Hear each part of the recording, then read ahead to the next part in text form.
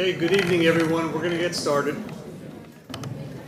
Welcome to the joint public hearing for the Eisenhower Drive Extension Project. My name is Chris Kuffrow. I'm the District Executive for PennDOT in District 8, and I'll be the moderator for tonight's hearing. So, to start the meeting, first, just a couple housekeeping items. Obviously, if there is an emergency, there's plenty of exits here, so head to the nearest exit. And also there are restrooms in the lobby. And I also have to announce that there is a live stream telecast right now by community media of South Central PA. So that has to be disclosed. So please be sure to take a handout. The handout provides important information regarding the environmental assessment document, the preferred alternative, the resource evaluated in the EA, the project schedule, and comment period dates to remember. The handout is located in the welcome lobby, in the welcome table in the lobby.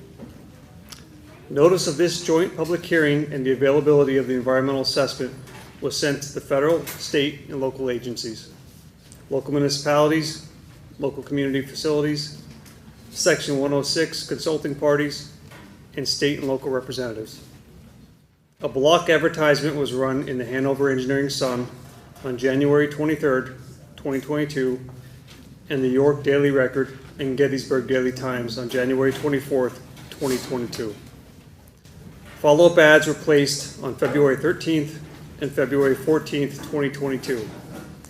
The project website was updated to include the notice, public hearing testimony sign-up, and the ability to comment on the environmental assessment via the website. And also email notification was sent on January 24th, 2022 to those individuals who are subscribed to receive project updates via the website. The U.S. Army Corps of Engineers published a notice on the U.S. Army Corps of Engineers Baltimore District Public Notice webpage on February 8th, 2022. Again, thank you for attending tonight's Eisenhower Drive Extension public hearing with me. With me tonight is John Crum, representing FHWA, which is the Federal Highway Administration, Wade Chandler from the U.S. Army Corps of Engineers, a cooperating agency on this project, and Lori Cole, who is a design consultant with JMT, will facilitate the public testimony portion of tonight's hearing. The purpose of tonight's hearing is to afford the public an opportunity to formally present their views on the proposed project. This is a formal hearing, and only testimony will be taken. This will not be an answer and question session this evening. The Eisenhower Drive Extension Environmental Assessment Document, or EA, includes a summary of all the engineering and environmental analysis, as well as the agency and public outreach completed during the preliminary engineering phase of this project. The EA was made available to the public to review and comment on January 24th, 2022, and will remain available to review and comment until 5 p.m. on March 10th, 2022. Locations where the document may be reviewed include Conewago, Penn, Mount Pleasant, Union, and Oxford Township offices, the Hanover Borough office, the Guthrie Memorial Library, the Adams County and York County Planning Commission offices, and the Federal Highway Administration and PennDOT District 8 offices in Harrisburg. The EA can also be viewed on the project website. Copies of the EA, as well as copies of the project impact mapping, are available for viewing this evening on the tables in front of the plans display area. With that, I would like to introduce Wade Chandler, who is representing the U.S. Corps of Engineers.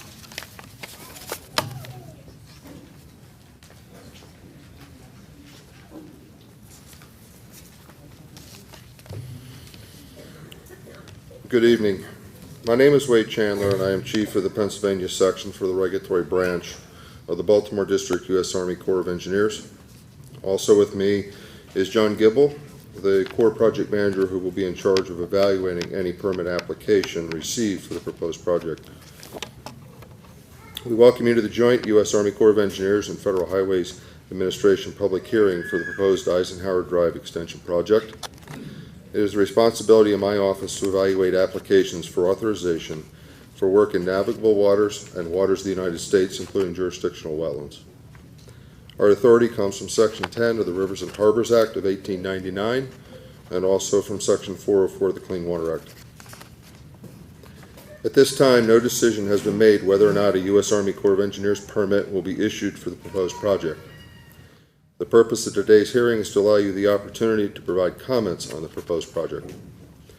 A federal public hearing is a formal process used to gather information that otherwise would not be available during the public notice comment period.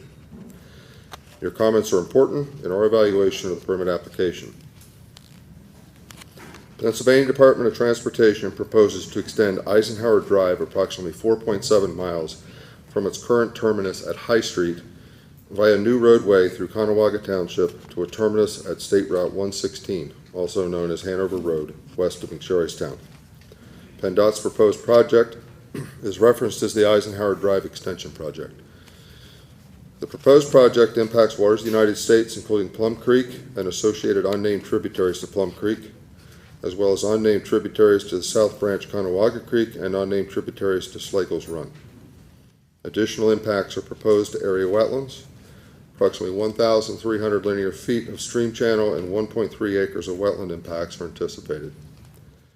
The decision whether or not to issue a permit will be based on an evaluation of the probable impacts, including any cumulative resource impacts of proposed activity on the public interest and compliance with the Clean Water Act Section 404B1 guidelines. The decision will reflect the national concern for the protection and utilization of these important resources. The benefits which may be reasonably expected to occur from the proposed project will be balanced against the reasonably foreseeable detriments. All factors that may be relevant to the proposal are considered.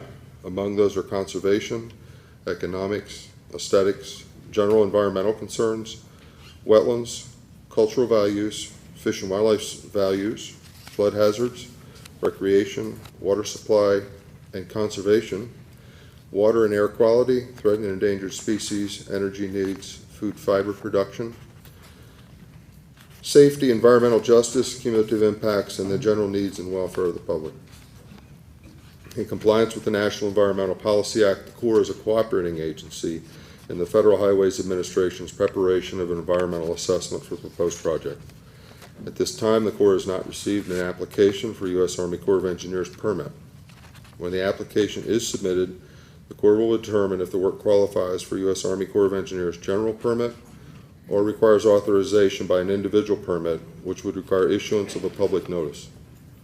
Such public notice would require a more complete summary of the proposed work and potential impacts to the aquatic environment. Comments received tonight and throughout the public comment period will be considered by the Corps in making permit decisions. Your testimony this evening will be recorded and a verbatim record of today's hearing will be prepared. All comments, written and verbal, will be made part of the hearing record. Thank you.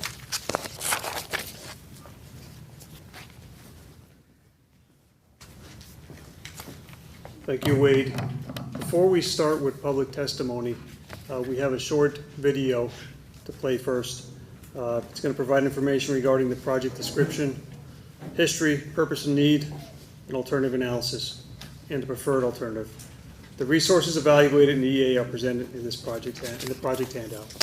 So we can start the video.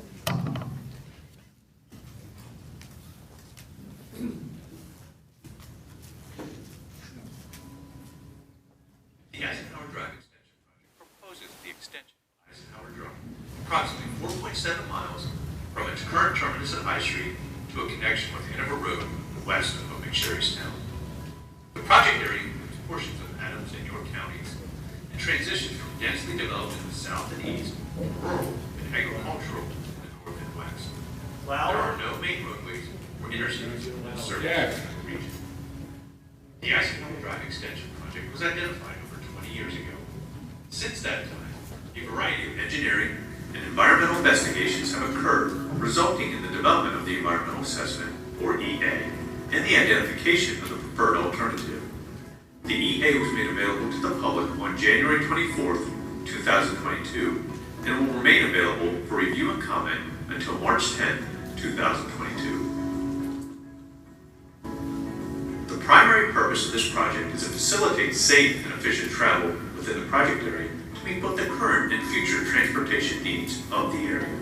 The secondary purpose of this project is to provide a functional and modern roadway that maximizes current design criteria within and surrounding the project area. PennDOT identified 3 project needs. The first project need is that the existing traffic congestion results in poor levels of service within the project area. Many of the intersections in McSherrystown are currently operating at an unacceptable level of service, meaning the roadways displayed above average traffic and above average congestion, and as many as 8 additional intersections within the project area are projected to operate at unacceptable levels of service in the future. The second project need is the poor traffic safety along Hanover Road and Carlisle Street. Crash rates for most of the roadways within the project area are above the statewide average rates for similar roadway types. Between 2010 and 2015, a total of 336 crashes occurred within the project area, and approximately 55% resulted in an injury or a fatality. Approximately 85% of these crashes occurred in and around McSherrystown and Hanover.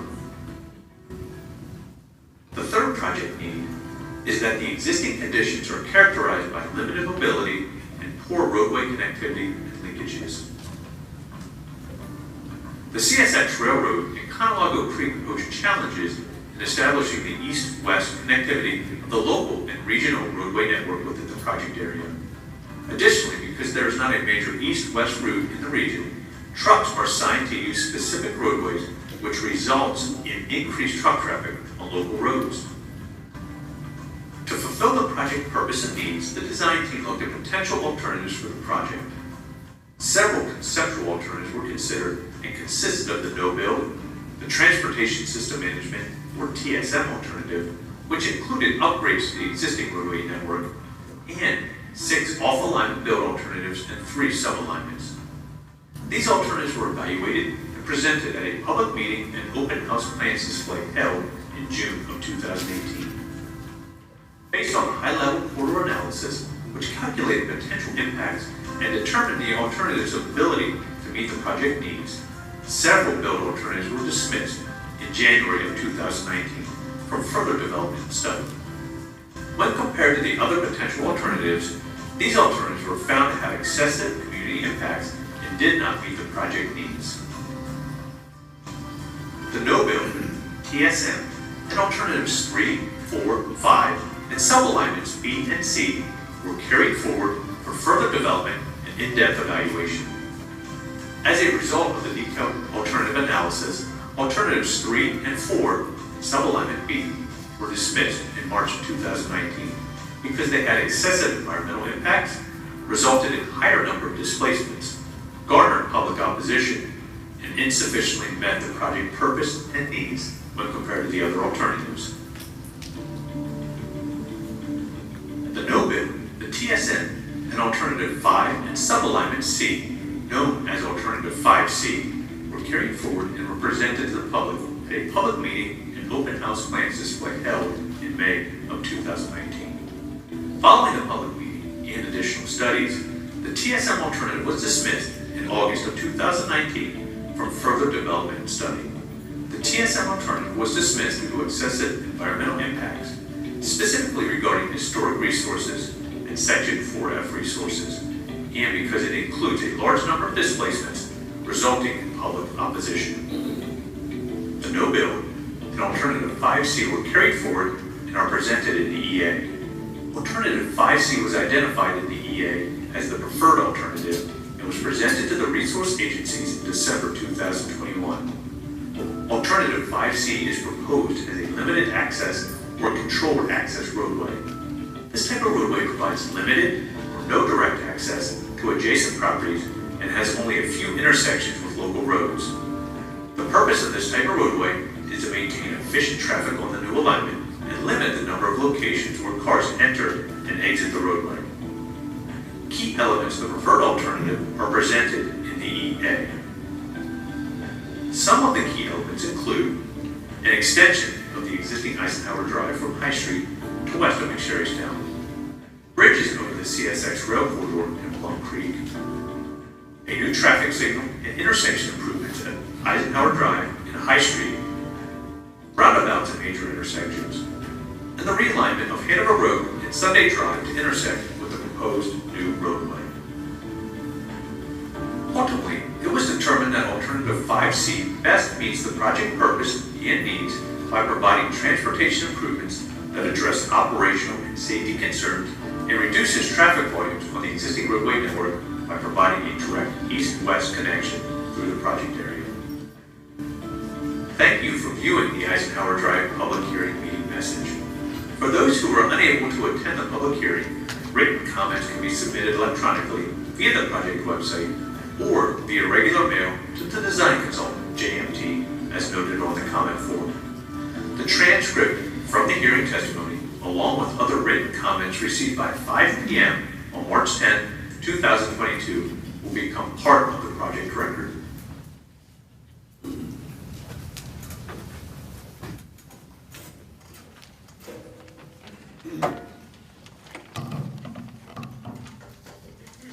Okay, I would like to now introduce Lori Cole, who will facilitate tonight's public hearing testimony portion. She will be going over the hearing rules before we get started.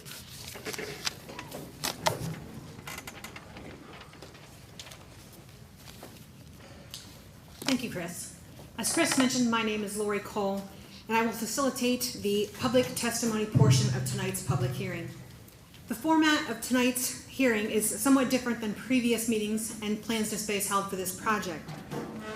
Please note that we have a stenographer here taking notes of tonight's hearing, and testimony provided this evening will be formally documented in the hearing transcript.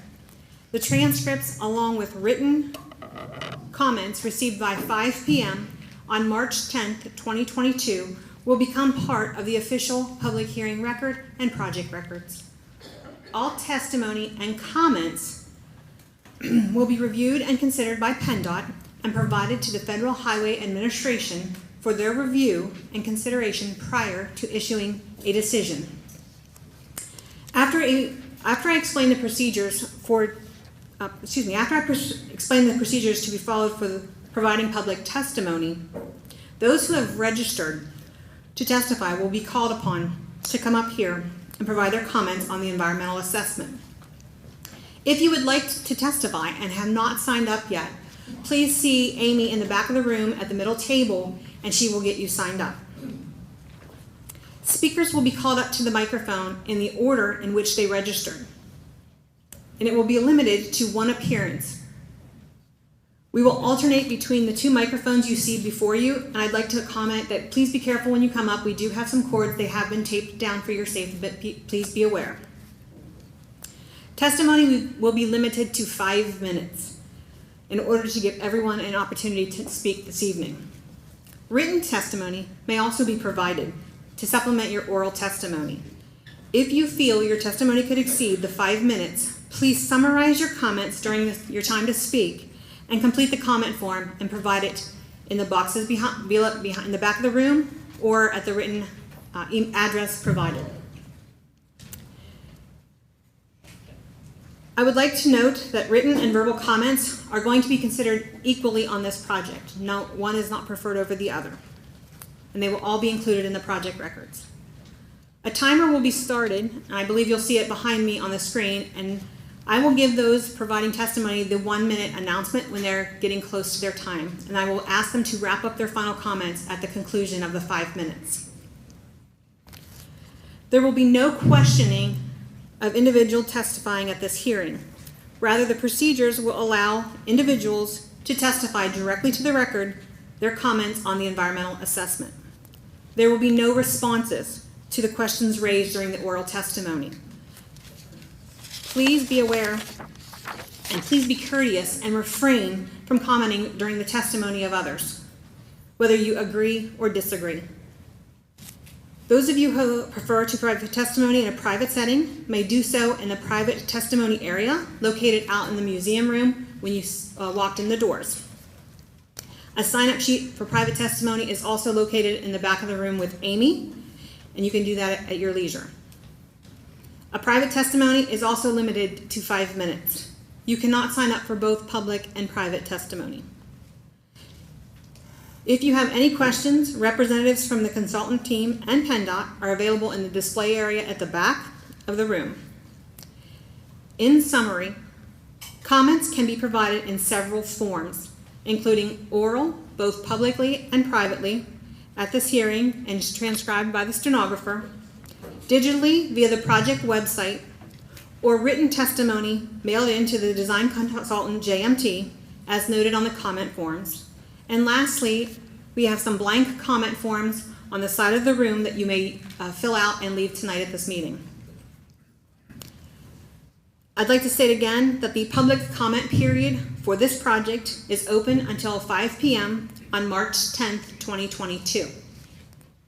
At this time, we will get started on calling up people in the order in which they signed up. If you would come to the podium, one of the microphones, that would be appreciated. I will call the first one up, and the second one, I will give you a heads up that you'll be called next. So first person to sign up this evening was Seth Smith, followed by Gary Laird. When you come to the podium and before you start, please state your name so the stenographer gets it correctly, and spell it if you would, please. You may begin when you're ready. Seth Smith, S-E-T-H. Hello, my name is Seth Smith, and I, along with my father Steve and my brother Brent, own the farm at 509 Church Street. I'm here tonight to speak out in opposition against the Eisenhower project. The proposed Eisenhower extension passes through the southernmost boundary of our farm. The current estimate shows that we will lose over 6 acres, or over 4% of our tillable acreage. This is some of the most fertile land in Pennsylvania that will be destroyed forever. Land that has been in our family for 4 generations, with the 5th generation in training, and historic land that's been farmed since the 1700s. For us personally, this represents a reduction in our farm to income by 4%, not just once, but every year for the rest of our lives and all the generations afterwards. We love farming. It is in our blood. We farm because we believe in preserving the land, our heritage, and supporting our community. We give our nights, weekends, and vacations to the farm because we believe in the positive effects of agriculture, both to our communities and to our environment. Without farms, there won't be food, and our way of life will be in serious peril. We don't take any personal income from our farm. We only hope each year to make enough to pay our bills for the next year. Taking away these acres from our farm will make that more difficult each year afterwards. This extension is unnecessary. According to the PennDOT website, the benefit of the extension is only during the rush hour times, and even then, the benefits to motorists is a mere 5 minutes. Compared to other locations such as York, Lancaster, and Harrisburg, 5-minute transit delay is not significant. Further, the report claims that this road has an above-average crash rate without presenting any actual data or figures that can be reviewed and debated. We use these roads daily and have not experienced road conditions to be in constant traffic jam as described on the website. The website also notes that the traffic volume is expected to grow by 2040. I believe this will be even more true if the road is added, and it will encourage increased residential development in Adams County, and specifically Conewago Township, to further support commercial development in York County. Adams County planners must be aware that this will saddle Adams County taxpayers with higher taxes, while York County will reap the true tax benefits of this development. Per a Penn State study, residential development costs townships anywhere between $1.03 to $1.48 of expenses for every dollar of taxes collected. This means that the tax burden will increase for the whole of the affected township due to this increased development. Evidence of this increased development is already occurring as 3 developments along or near the proposed extension are already in planning stages. If this extension is ultimately built, these developments along with other businesses must not be allowed direct access to the extension, as it will further reduce the supposed benefits of this project. If this project is deemed necessary and farmland is destroyed, land could be taken from around the project area and put into preservation to make up for those lost acres, which would help preserve and maintain the agricultural background and history of Conewago Township. McSherrystown residents also need to realize that the maintenance associated with Route 116 will become the responsibility of McSherrystown, also increasing their taxes as well. The TSM alternative was set up to fail. It increases the affected area to Route 94 south of Elm Avenue. When approached about why this is, the response, as noted in the meeting minutes in the EA, was that traffic analysis showed that these TSM improvements would be needed to meet the needs of the project. Absent from the explanation is how and why this is so. Traffic entering the square in Hanover will still go through several traffic lights before reaching the TSM portion of the project on Route 94. Also missing from this is why these modifications are required for the TSM and yet not required for the 5C alternative. Traffic has no ability to bypass the square in Hanover as a result of the 5C alternative, so if this improvement is required for the TSM, it should likely also be required for the 5C 1 minute alternative. remaining.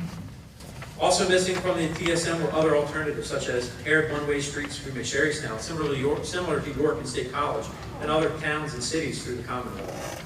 This could be an alternative that increases traffic flow through the town using existing paved roads and meets the needs of the project, yet it was not considered despite being brought up by project engineers. I also question as a taxpayer if this is the most responsible use of our tax dollars. In the state of Pennsylvania, as of 2019, there were 3,770 structurally deficient bridges. Further, 61 bridges in Adams County were structurally deficient, and 104 bridges were structurally deficient in York County. As it was recently demonstrated in Allegheny County, bridges are literally falling down in Pennsylvania because of a lack of maintenance. It confuses me as to why, with all the deficient bridges in Adams County and York County, why the Planning Commission and PennDOT's response would be to add 2 more bridges instead of fixing infrastructure that already exists. To further illustrate this, PennDOT... Please wrap up your comments. Thank you. PennDOT is considering adding tolls to major bridges such as the South Bridge in Harrisburg. I'm asking you to please reconsider several things. Please reevaluate the data and the necessity of this extension. Second, please reevaluate the TSM alternative and remove the unnecessary parts. And third, please understand that just because the businesses of Hanover and the planning offices of Adams County are in favor of this, does not mean that it is in the best interest of the area. Thank you. Thank you. Next we have Gary Laird, and he will be followed by Thomas Weaver.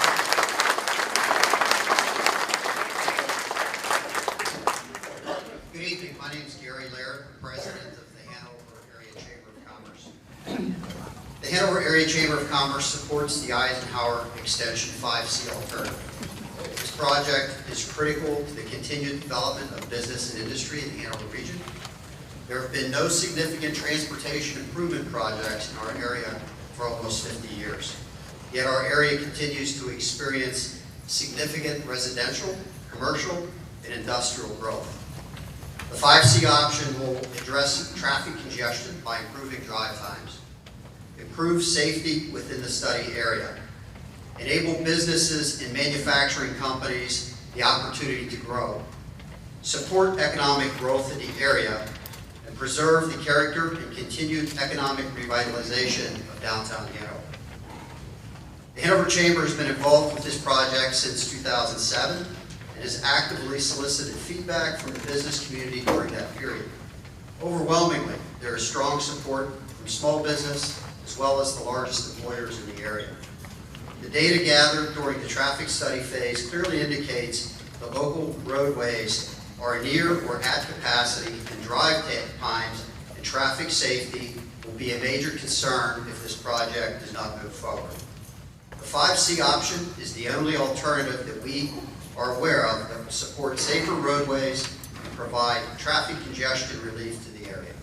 Thank you. Thank you. Next up is Thomas Weaver, followed by Fred Wilkie.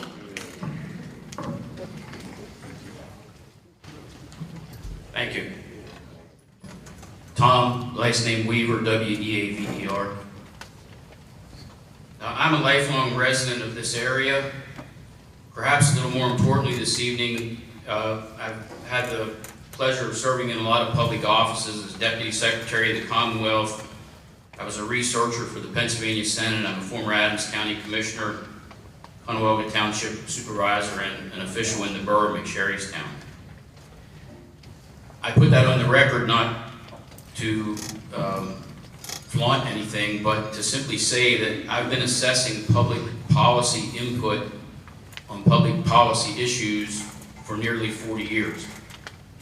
And I can tell PennDOT with 100% certainty and without hesitation that the greater community of Conwell Township and the borough of McSherrystown does not support the Eisenhower Drive Extension project or the preferred alternative. The vast majority of residents are opposed to it. The community is overwhelmingly opposed not because of some not in my backyard syndrome. but rather the community opposition is based on clear and factual data, some of which you've already heard, that this extension project, without question or without any ambiguity or argument, will lead to the following: the destruction of residential quality of life, the destruction of quality and productive farmland, the destruction of historical resources that are in fact recorded and protected on the National Registry of Historic Places, that being the Untitled Chapter and the Jesuit farms. Additionally, the proposed route is in direct conflict with the land use regulations of Untitled Township. The proposed roadway will place residential, commercial, and industrial vehicular traffic that transverses regulated agricultural and residential uses. The commercial and industrial nature of this traffic is not a use permitted by right in those zones. That is a practical argument in many states, and I'm not sure about Pennsylvania. It is also a legal argument and should be made a legal argument in Pennsylvania if it is not. I'm prepared to be involved with the community in looking into these legal aspects. With that being said, however, PennDOT should move forward with Alternative 1 and reevaluate the TSM, or Total Systems Management approach. As you've already heard, it's not a perfect approach. It does need some revision. PennDOT's mission to facilitate safety and ensure efficient travel will be met if the TSM alternative is reevaluated. And although the TSM approach will impact approximately 50 isolated properties, it will not have not near the comprehensive destruction and devastation on the quality of life that the Eisenhower Extension project will produce. TSM will improve many intersections in the study impacted area, including but not limited to Kindig Lane and High Street, Kindig and Oxford, 2nd and Main, 5th and Main, Oxford and Main in the borough of McCherrystown, as well as other problematic intersections in the borough of Hanover.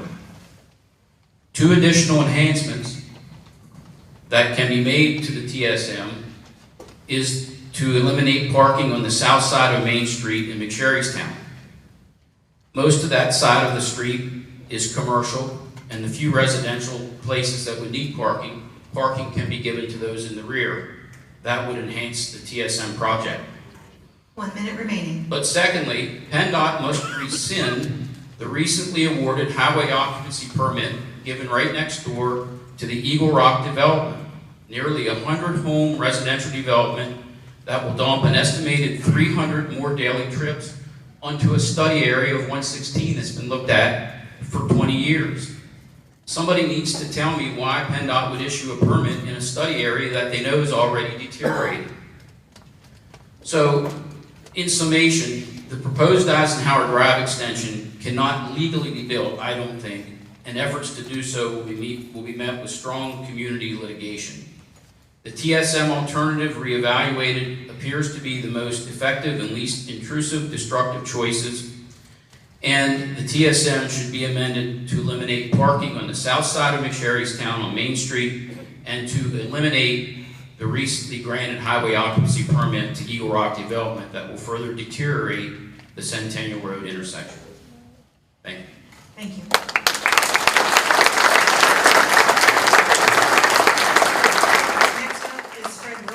Followed by Joni Swope. Fred Wilkie. Wilkie is W-I-L-K-E. I'm not a speaker, so to speak, and I was going to come up here and I was going to plan on bashing all the administrations that got us this far, but I'm not going to do anything there except make enemies. So I will just talk about my personal concerns here. As for the Wilkie property, it will destroy what we have worked towards for 50 years. The turnabout's going right into our property and along our property and taking acreage away from us. Currently, you plan to take our road frontage along with acreage. We will then have to put up with the excess noise from trucks gearing down, destruction of wildlife in the area, pollution and litter. Now, I'd like to say a little bit about the litter. I maintain a road frontage along my property, on both sides of the road. That's a state road. They do a sloppy job, and every time I mow it, I gotta stop what I'm doing to clean up the mess, and I can't imagine that it's gonna be any better on Eisenhower Drive. There's so much litter, you just can't believe it. We have no choice in the outcome, because if we do not want to sell, you will take our property by eminent domain. The remainder of our property will be less resale value forever. We also get rent from a local farmer for the acreage, which benefits us as well as the farmer. When taking your land, who pays the cost of having a deed redone and anything else that would need to be done? I certainly do not want to pay the same taxes as I am paying now and not have the acreage I have now. Also, what I'd like to say, by this eminent domain, when you stop and think about it, and all this other stuff that's going on, this is kind of like socialism. It's being forced on you, so think about it, folks. I'm done. Thank you. Jody Swope, and she will be followed by Ted Evangenitis. Good evening. First name is Joni, Joni. Last name is Swope, S-W-O-P-E. As a 40-plus year resident of Congestion Township, I have seen much development in the area. It is impossible to not have development, but you need to be aware of what is good and responsible for the area. The following are concerns related to the 300-plus page assessment. 1, monetary. The cost is astronomical for the reported 4 to 7 minutes of time to be saved. A bridge over railroad tracks itself is an enormous expense. As stated in the assessment, and I quote, PennDOT anticipates state and potential federal funding for this project, but the extent of federal funding is unknown. This is not what has been previously stated in public meetings. In addition, the assessment stated, quote, traffic will still be an issue during rush hours even with a new alignment. How can a justification of monetary expenditure be made when the assessment itself makes this statement? 2, local support. The majority of this project is in Congestion Township. Township officials have submitted written communication to PennDOT and other authorities indicating the township does not support the project. Petitions have previously been signed and submitted. Representation at meetings has been evident of no build. 3, National Historical Registry properties. The proposed path impacts several National Historical Registry properties. The solution regarding this impact is to provide educational materials about these properties and a payoff of $20,000 to historic Gettysburg Adams County. Wildlife. A bypass will encroach upon the homes and habitats of animals, their feeding grounds, and lead to decreased populations. We have already lost all evidence of pheasants. Other wildlife populations have decreased as building has increased. The proposed area is home to wildlife such as deer, fox, squirrels, owls, coyotes, skunks, raccoons, hawks, and eagles. It will not be long until we need to supply educational material on wildlife. Air quality and noise. Due to time limitations, I've opted not to discuss here, but common sense will tell you these will be 100% effective. As stated previously, the vast majority of the 5C build is within Congestion Township. The signed petitions and representation at meetings is evidence the no bill would meet the will of the people who will be affected by this every single day. It appears those in favor of 5C are those who benefit financially from this project. Many residents, as well as the PA Historic Preservation Office, question whether other non-construction alternatives, such as altering traffic patterns, signals, etc., were given adequate consideration. An east-west roadway will not alleviate any north-south traffic. There are roads in the area in greater need of efforts to resolve severe congestion.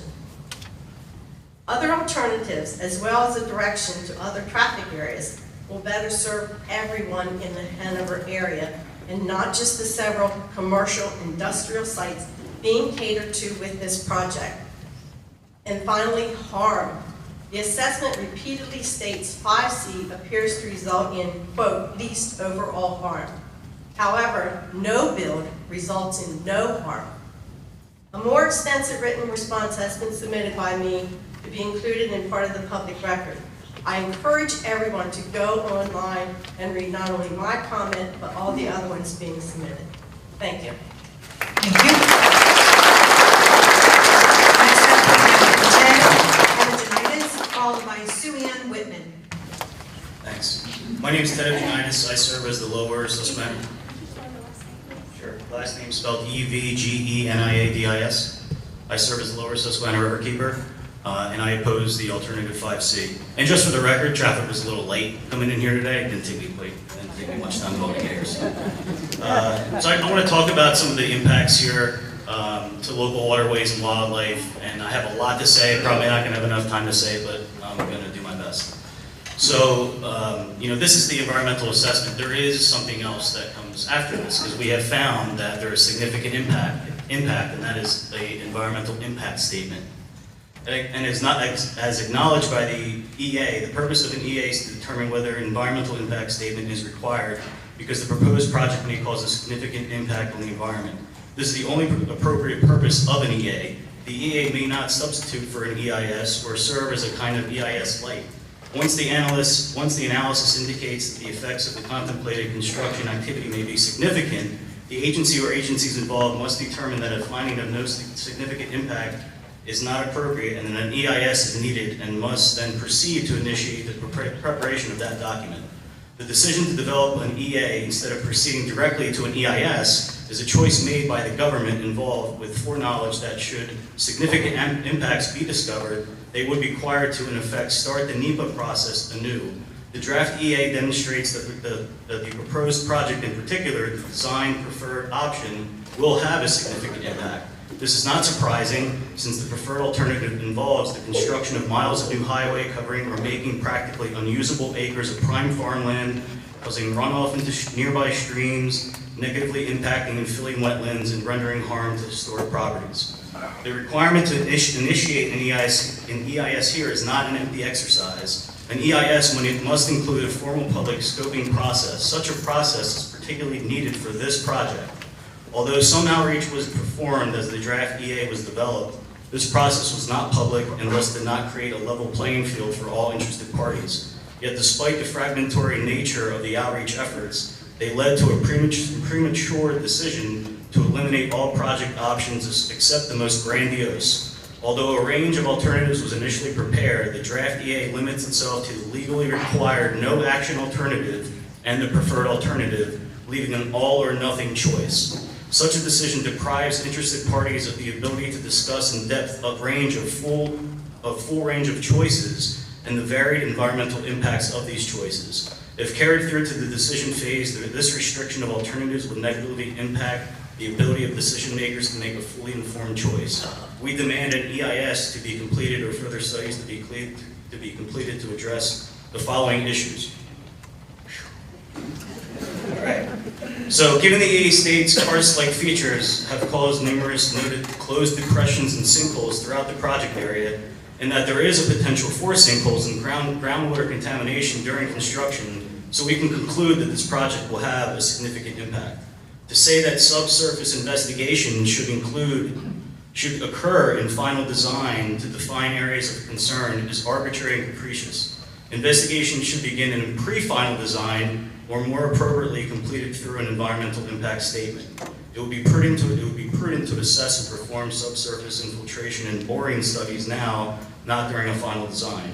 Why bother proceeding with the project and wasting taxpayers' dollars throughout the process if the project was in fact deemed inappropriate for construction to begin with? Furthermore, since the project area has karst features, stormwater issues are highly concerning, as those best management practices will absorb that water.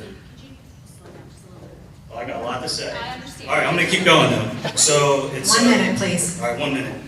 All right, to wrap it up, basically, I got a lot here. Go online, read it. We'll be providing a lot more technical comments, but basically, we got a lot to worry about here. There's fish passage concerns. We have impaired waters. Plum Creek, South Branch, Cadorus Creek, these are impaired waters. All right, the impacts of stormwater entering these waters is going to cause complete devastation. I was going to finish my thought, but karst geology allows for sinkholes. So if we have increased stormwater runoff coming off this highway into an area that has karst geology, we're going to see more sinkholes. All right, so that's just one of many. And then you got everything else about suburban development. Yeah, that's in the works. They're already planning it before this thing happens. All right, this is going to happen if this goes through. We're going to see suburban sprawl all over the place. Is that what people want? People want more of that? I don't think that people in this room want to see that. I don't think the farmers in this room Please wrap want up to see your that. comments. And with that, I guess I'm out of time. But please check out my comments and they will be available.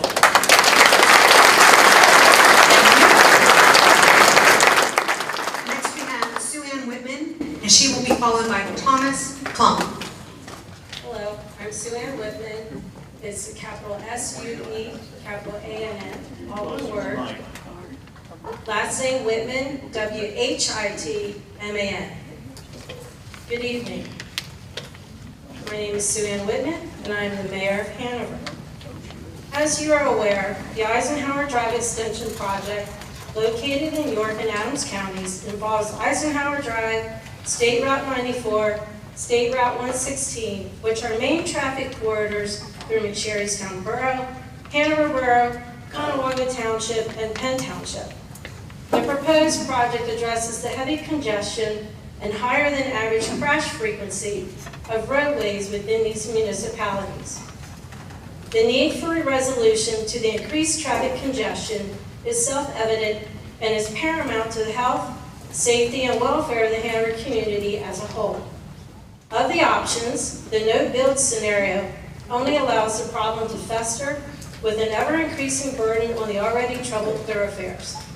The TSM option involves public seizure of 53 properties by right of eminent domain, displacing businesses and historically valuable properties, and affecting a multitude of citizens.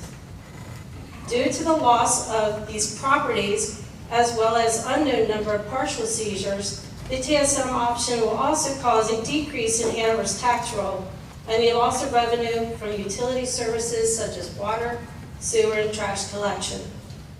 We, like McSherrystown Borough and Penn Township, need not wait until the future to experience the burden of freight traffic in our respective municipalities. The study clearly articulates that the problem exists already. Unacceptable levels of operation already exist at pertinent intersections with near capacity traffic volumes. While opponents might opine that this is a Hanover Borough problem, I would offer that truck traffic and the need to move products to, around, and through our community is not a Hanover Borough specific function. It is community-wide, and the related impacts and benefits should be appropriately distributed. The proposed Eisenhower Drive Extension project has been thoroughly studied and well thought out by PennDOT for the most efficiency and the least amount of impact to people, the land, and the environment. It is for all the above reasons that I, Sue Ann Whitman, as the mayor of Hanover, am truly hopeful that the project sponsors remain steadfast to the intent and goal of this effort for the Eisenhower Extension Project Alternative 5C to mitigate current traffic issues. If this project either does not proceed at all or proceeds as a TSM option, the community of Hanover, not just the borough, will be sentenced to a lifetime of traffic-related delays and safety issues. A lifetime that starts today. Thank you. Thomas Plum. Thomas will be followed by Sharon Hershey.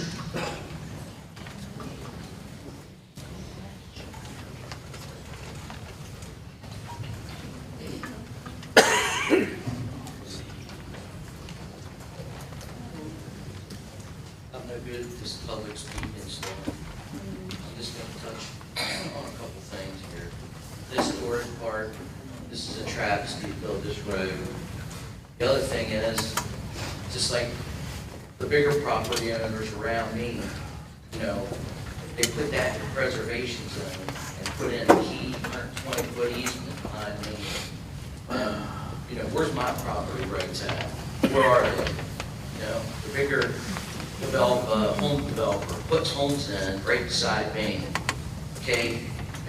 It wasn't fair to stop him, but now that the houses are there, guess what? They're going to take more of my property. Oh, that's great. Okay, where's my property rights at? Where are they at? You know, I'm not going to have no farm rent left at all. And, you know, PennDOT did not do their homework here because there's really no traffic here. They're trying to pull something.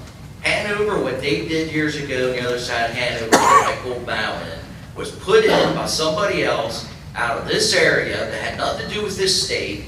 And then when they put it in, oh, now it's our fault, now it's our problem to bail them out. You know, where was the forethought of putting that in? Where was it? Okay, we don't have traffic here. If this road goes in, we're gonna have a lot more traffic, and all the roads are gonna interconnect. McSherry's downtown is gonna have more traffic, not less. Go through the center of York. Everybody gets off the bypass at York to cut time and go through the center of York because it's sometimes faster. Okay, that's what we're gonna have here. Okay, all they want to do is put the commercialism, spread the commercialism out this way. And it's not fair to people. I live there, I let everybody alone. I don't bother anybody.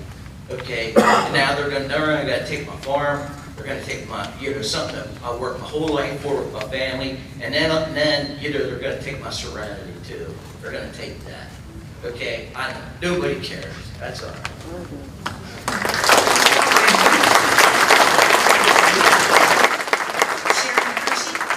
She will be followed by Justine Trakeskis.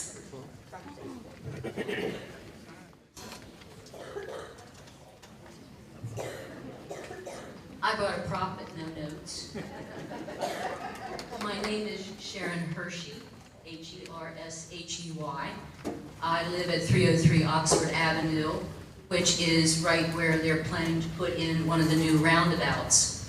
I've lived on my property for 67 years. Before that, for over 300 years, my family, my ancestors have lived on that same land, which can be attested to by the fact that we have our family cemetery in that area. As I thought about what to say this evening, there were several concepts that came to mind. I don't have facts, I can't quote facts. What really prompted me to speak was the unbelievable statements that people have made to me of, well, it's only going through farmland. Yeah. As I said, I've lived there all of my life, and my ancestors have lived there. There's a story that was written in the Bible about a very rich man, and he had lots of possessions. Contrary to that was a very poor man, and all he had was one lamb. He loved that lamb. A stranger moved into the area, or came into the area, and the rich man, instead of solving his problem by taking one of his own animals, took the poor man's lamb and slaughtered it. This story was told to a very rich king, King David. It was told because King David, despite everything that he had, took someone else's wife and committed murder. And as I thought about that story, I thought how pertinent it is to us. York County created their problems, wealthy York County. And now they wish to put their problems into the hands of Kanawha Township and make us pay for their poor planning. No one has told me why this is essential for us to bear the burden of York County. I am appalled at the contempt at which people hold our lifestyle in Kanawha Township as they look down upon us and our livelihood, as they look down upon and evaluate the value of our land and our ancestry and our heritage. the contempt that they have for us, feeling that they can just take our land and do as they will with it, land that has been our soul and our food for all of these centuries. Thank you.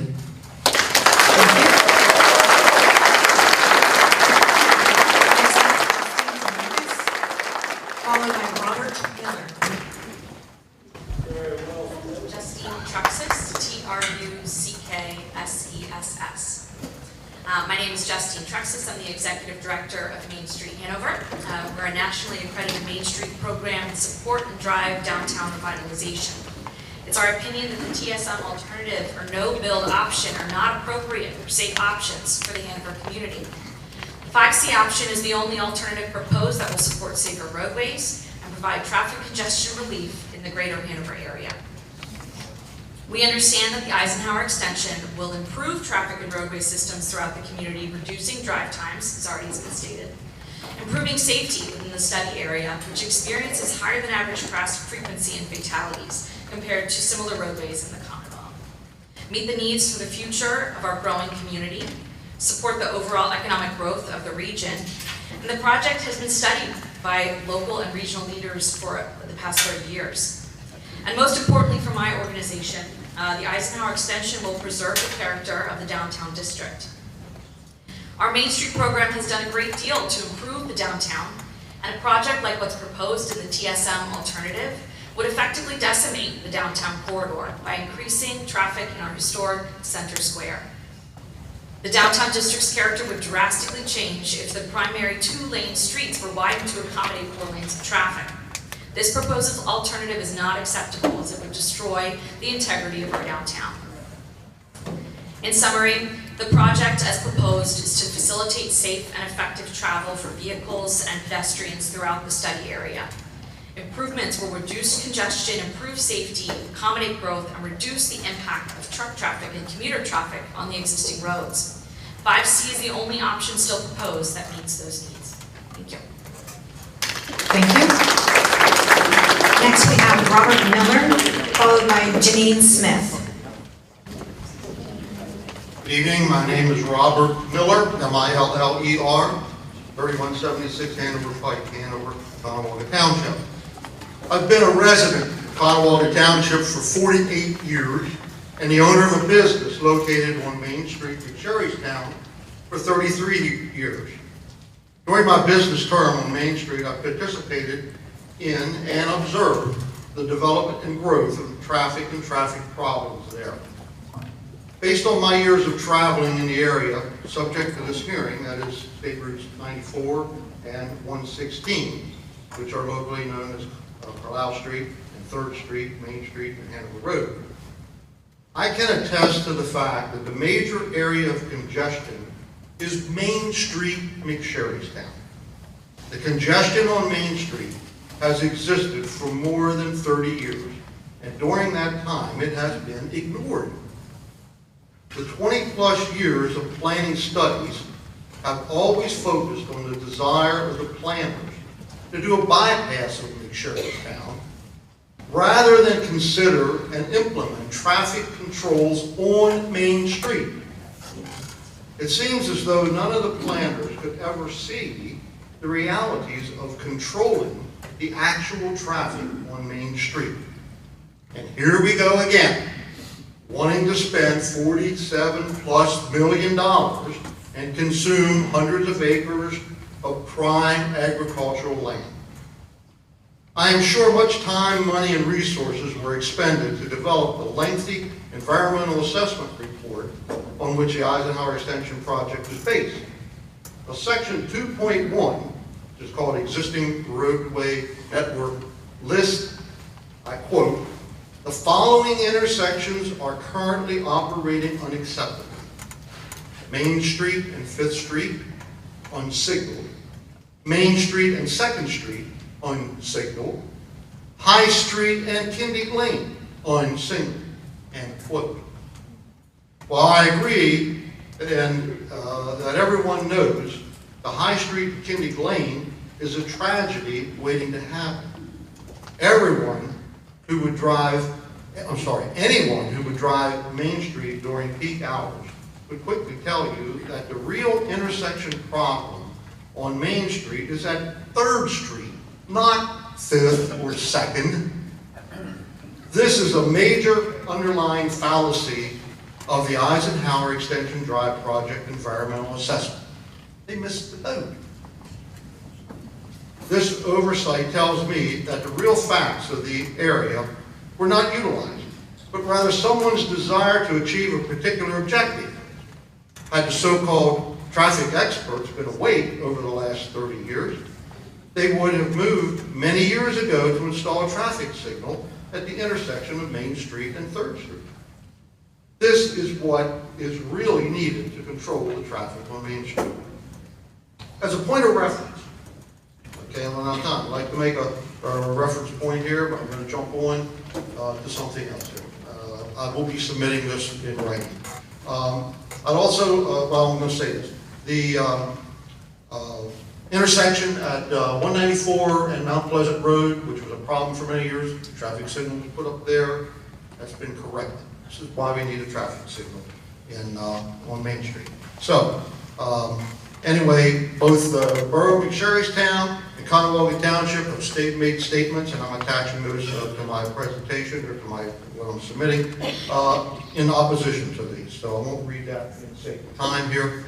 1 minute, please. So there's, pardon me, 1 minute. Okay, there's a simple solution to correcting the unacceptable operation of these 3 intersections outlined above. 1, install a traffic signal at the intersection of Main Street and 3rd Street, McSherrystown. This will alleviate the diversion of traffic to Main Street at 2nd and Main Street at 5th Street as everybody tries to work around. If you know you can get through the intersection, you'll go there.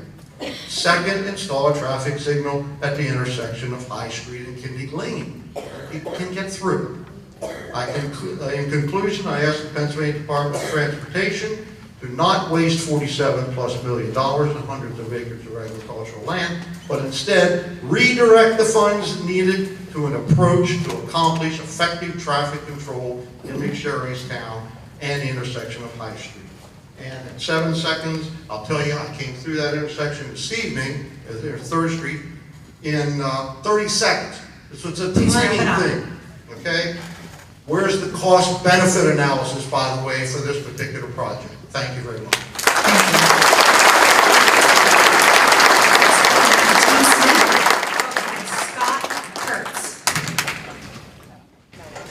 Jean Smith, J-E-A-N-N-E, Smith. Okay, I have a few observations regarding this proposal.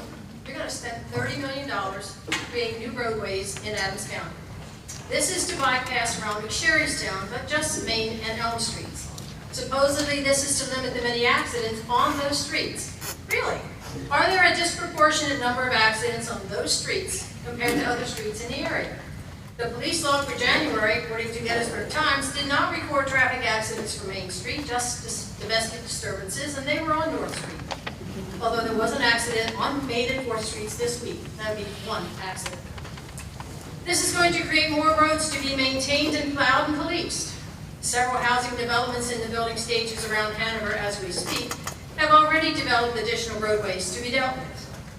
This preferred alternative, according to your website, will include 2-lane roads with accompanying side areas, bridges, traffic signals, 3 roundabouts, and realignments, to name a few improvements.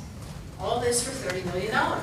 This will take a few years, and in all probability, that price will increase due to inflation and other issues that arise. Do you actually think this is a sound investment, given that there are many roads in our area that already need improvement to be safe? Not to mention the bridges already in use that are in need of repair. Think what that amount of money could do to improve already existing problem areas. Just this morning, I heard there will be a project costing $3.5 million for a bridge on Route 116, and that will take at least 2 years. How many bridges and roundabouts, not to mention barriers and other constructions, can be built using $30 million? What will you do when the 2 roads of traffic feed into Route 116 leading to Gettysburg? When you come back in a few years, you might decide that you need to move more houses and more farmland to enlarge that roadway. Is this just the beginning of your improvements? That roadway will lead inevitably to the historic battlefield area. That issue will be a non-starter because of the battlefield's significance. Again, according to your website, there are a significant number of vehicle crashes in the area. There are no figures mentioned in that study for the public to see. There was one reported accident last week on Main and 4th. One accident, not a significant amount, given that accidents will occur when you have drivers on the road. Wouldn't traffic signals limit the problems on Main Street? Perhaps Mount Pleasant Road and Main Street. Why are you not trying a less invasive, less costly method of controlling traffic instead of tearing up people's lives and homes? This seems excessive to me. Yes, there is traffic on Main Street, as there is on any street at certain times of the day. Waiting for a few cars to pass so you can enter those streets does not appear to be a great hardship when compared to uprooting people's lives for the sake of a few minutes wait time. Just yesterday, I did have to wait for 6 cars to pass before I could enter Main Street from a side street. It wasn't a huge problem. Keep in mind that this is rural Adams County. It's not a metropolitan area. There are many other traffic problems in Hanover that have longer wait times for traffic to flow smoothly. Try studying traffic patterns on Carlisle Street and Roadway. These areas are very congested. Environmental concerns don't seem to bother you either. You have acknowledged that this is a historic area, which has listings on the National Registry of Historic Places.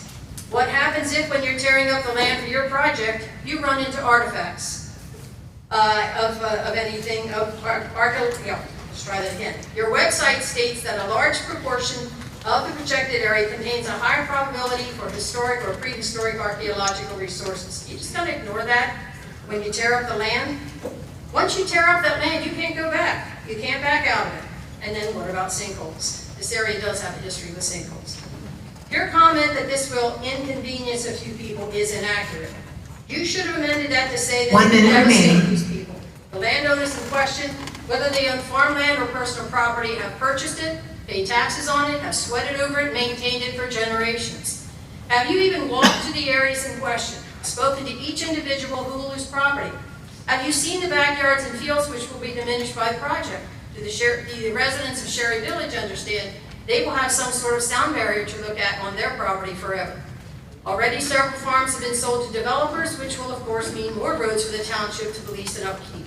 Why are we even considering adding to this burden for the sake of creating a faster way to get to the shopping mecca of Eisenhower Drive? Once the farmland is gone, where will your food be grown? We are described as rural America, but for how long? Adams County is billed as a great agricultural region, but that could change drastically with the inroads limiting farmlands. One of your proposals was eliminated when 50+ homes were on the chopping block. Since this present proposal deals primarily with farmland, some things... Please wrap up your comments. Farmland is just as important as the land on which the houses are built. Next part, I'll just sign. Okay, thank you. Next up, we have Scott, followed by Kitty Kurtz. Okay, then it would be Adam Smith. Hi, my name is Scott Kurz, K-U-R-Z. My wife and I, who's Kitty back there, we own 955 Carlisle Street. And the main reason I'm standing here in front of you is because of confusion, and I don't have anything in writing. I just saw tonight that TSM segment that was going to come down 97 or Carlisle Street past our building, and our building was one of the ones that was going to be destroyed. I saw that was taken off the table, but I got a call from Kate Plunk's office in mid-December. They said, hey, there's nothing happening, and I've been holding off doing things in my business. So I asked, is there anything in writing? The answer is no. So this came up, so I just decided I would come here and make my statement, but I didn't know that that was off the table. But I say don't put it back on the table from that standpoint. You have a tough decision to make on this, and I just would not like to see it come down Carlisle Street because of those 50 places that would be destroyed, and ours being one of them. Thank you very much. Thank you. Adam Smith will be followed by Earl Black.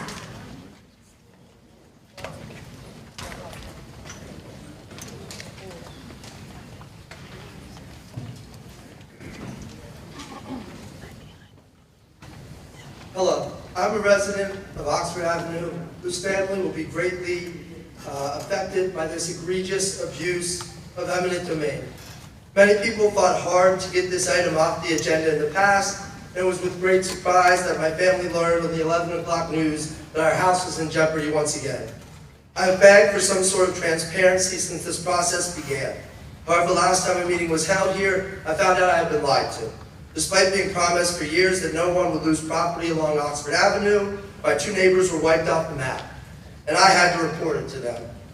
Then the representative told me when I inquired about the security of my property and the neighbors that there are always slight adjustments when it comes to roundabouts. To think my 3 sons, wife, and our neighbors' houses, who we've owned for generations, are slight adjustments, are the epitome of greed and a slap in the face. The PennDOT 8 spokesman stated on the news that the only people who will benefit from this are the developers. Unfortunately, I know the golden rule. He who has the gold makes the rule. Thus, to the representatives here this evening who fought hard after this proposal was removed from the county's project plan to make a workable concept after what has been termed a COVID pause, which is clearly a farce, shame on you. This was done out of the eye of public with no solid evidence and with a TSM proposal that was specifically designed to approve funding, not a tangible option. The first time I brought this up in a township meeting 3 years ago, the supervisor told me that I was crazy to think my neighbors and I's properties were in danger. There were so many better options and other available lands, right? And I still can't get an answer to why people would lose homes for 5 minutes of travel. The guy in the back walked away from me, right? To me, this is greed, and we oppose this extension, and I believe it's absolute insanity that people can lose their hard-worked land and homes for 3 minutes of travel a couple times a day. Thank you.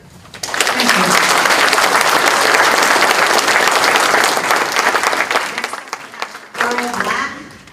He will be followed by Louian Boyer. I kind of feel guilty being up here because I'm here about my own property. I've owned property here since 1970 out the end of Brushtown, where the first roundabout's going to go. Then they want to come up through the 3 acres I have there beside the garage, and cut across the sign, go across the driveway, and put $1 million business out of business.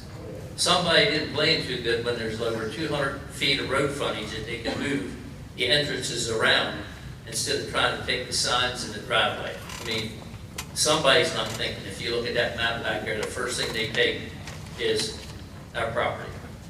Why couldn't you just let the people in Sherrystown forget that roundabout, Sherrystown, Brushtown, go straight out the way they always do without that first roundabout?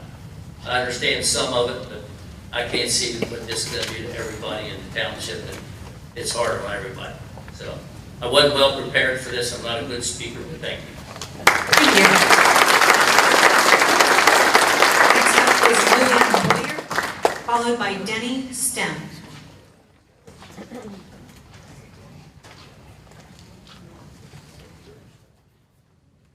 Louian Boyer, B-O-Y-E-R.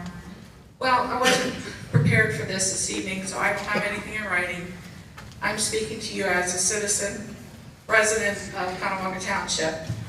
I know I'm in the minority, the way it sounds, but I am in favor of 5C, simply because I lived in Sherrystown for a long time, and I know what the traffic's like on 116. I also live over on Carlisle, off Carlisle Pike. Should an emergency happen at my home, where I would require an ambulance or a fire truck, I'm screwed, quite frankly, because till an emergency vehicle gets from here, not that any fault of S.A.V.E.S or anyone else, but till they get through town to get over to the target area, my 5 minutes is up. If someone's having a heart attack, they're dead. I might as well just call in the coroner. I'm looking at it as, yes, it's only 5 minutes, but in an emergency situation, those 5 minutes count. That's all I have to say. Thank you.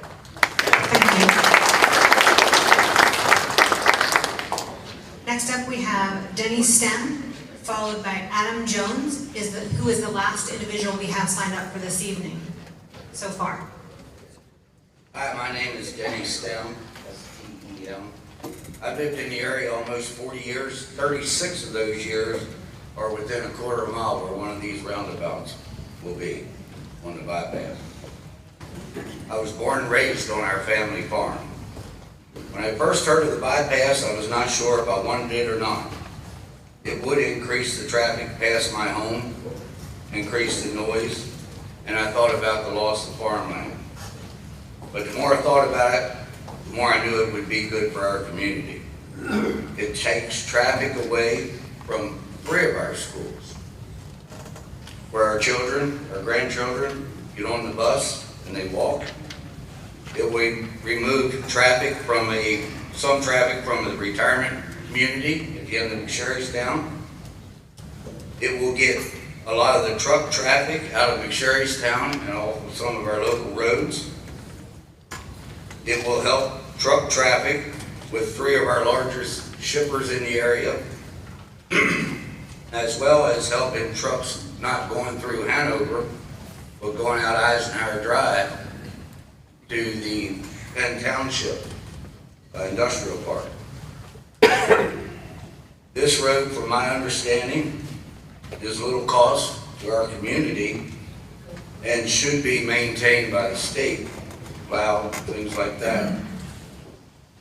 It would help bring industry to our area, more jobs. Those industries pay taxes, discourage development, which overcrowds our already overcrowded schools. Industries would not do that. It removes a lot of the traffic going through McSherrystown, going to the Golden Mile, and I'm sure there's nobody in this room that likes the Golden Mile, unless they go to Walmart or go out there to eat, or Lowe's. That's pretty nice. We would lose farmland, yes. But what some of you may not know, we have already lost a lot of it. More farmland along this route, more acres than this bypass will require.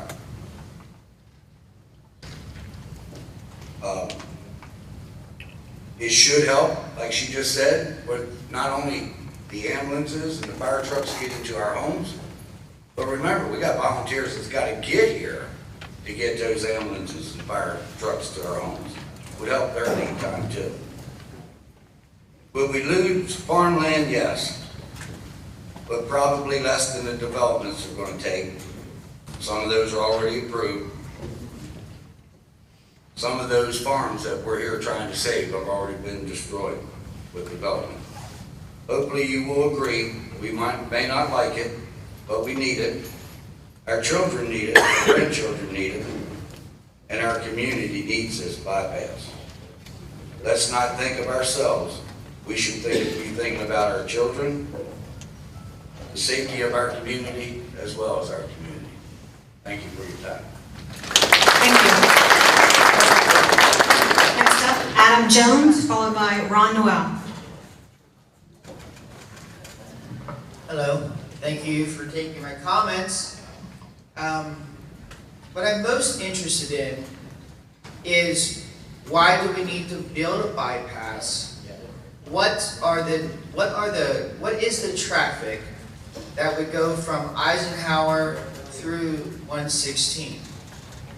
Because for me, the most important thing is the environmental impact.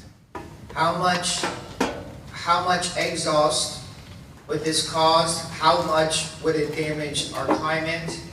Of course, how would it affect my drinking water from our well?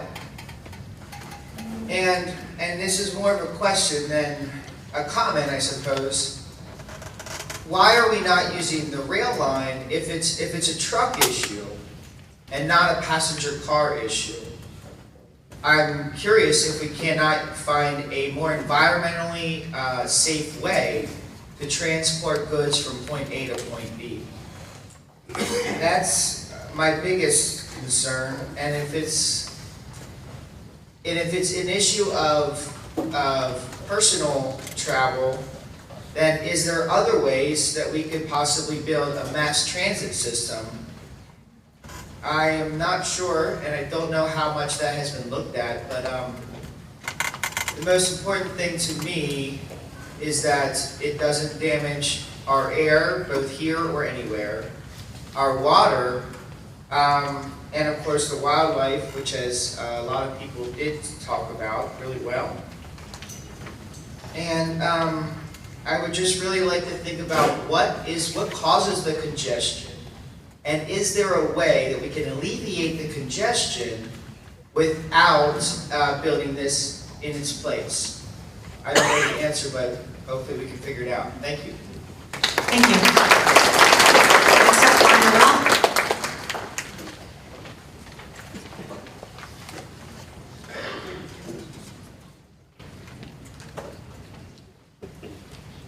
Hello, folks. My name's Ron Noel, N-O-E-L. Sorry.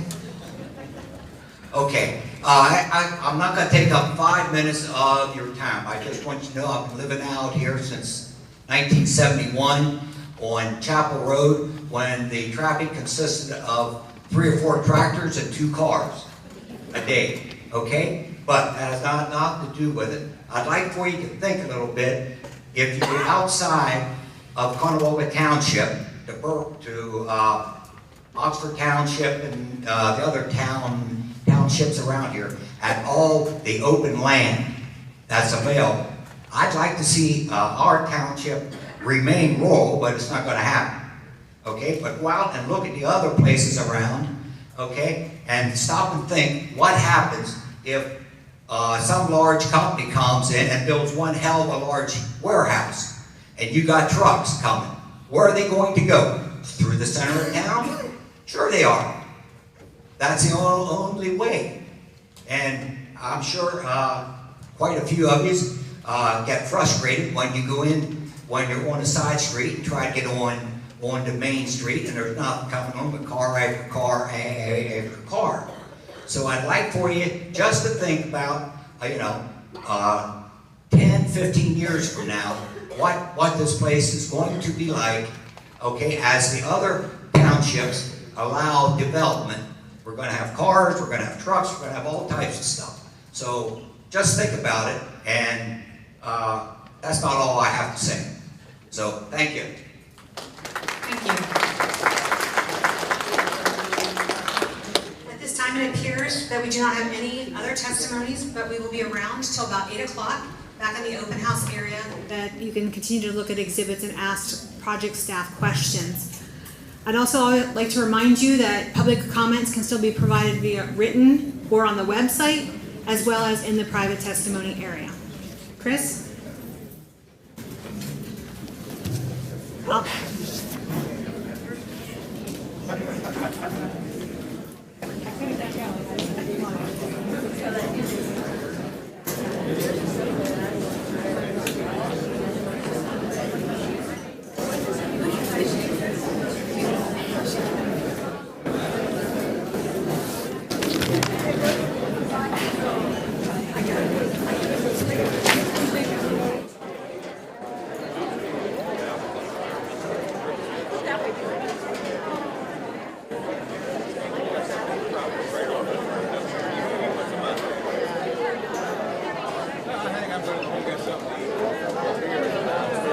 Okay, thank you, everyone. This concludes the public hearing portion this evening.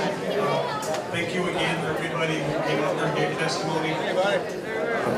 And thank you for everyone taking time to be here tonight. Please drive home safely and stay well. Thank you again.